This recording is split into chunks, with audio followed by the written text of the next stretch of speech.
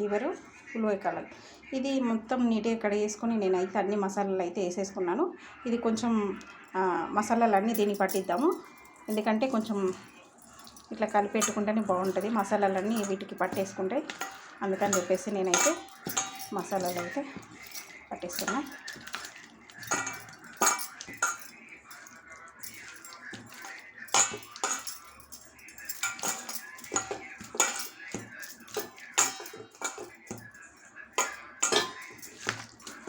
చాలా బాగా కలిసిపోయినాయి మసాలాలన్నీ.